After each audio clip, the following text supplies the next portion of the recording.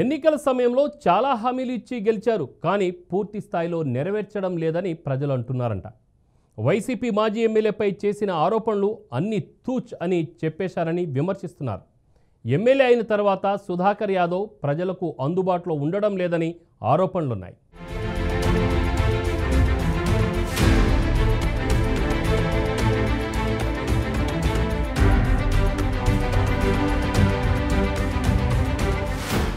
ఎమ్మెల్యేగా గెలిచిన తర్వాత సుధాకర్ యాదవ్ ఎన్నికల సమయంలో రఘురామిరెడ్డిపై చేసిన ఆరోపణలను మర్చిపోయారని స్థానికులు మండిపడుతున్నారు.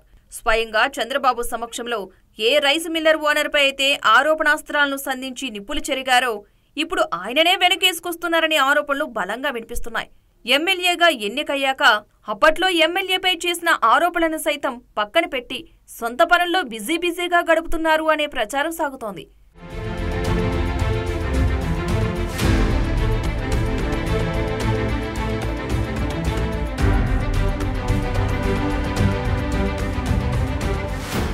నియోజకవర్గ ప్రజలకు అందుబాటులో ఉండాల్సిన ఆయన ఎక్కువ సమయాన్ని వ్యాపార లావాదేవీలకే వెచ్చిస్తున్నారు అనే విమర్శలు వస్తున్నాయి.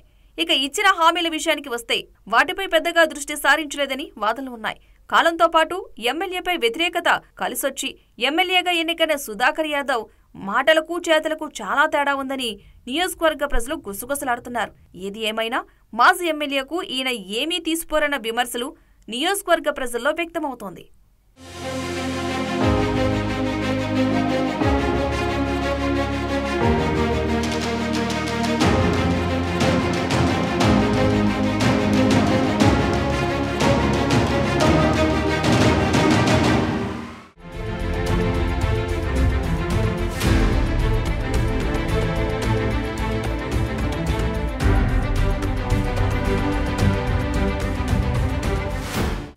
ఎమ్మెల్యే పుట్టా సుధాకర్ యాదవ్ తనపై వచ్చిన ఆరోపణలను బేరీజు చేసుకుని భవిష్యత్తులో సరిదిద్దుకుని అభివృద్ధికి కృషి చేయాలని ప్రజలు కోరుతున్నారు. అభివృద్ధిని, ప్రజా సంక్షేమాన్ని పక్కన పెడితే భవిష్యత్తులో పుట్టా సుధాకర్ యాదవ్కు ఓటమి తప్పదని రాజకీయ విశ్లేషకులు జోస్యం చెబుతున్నారు.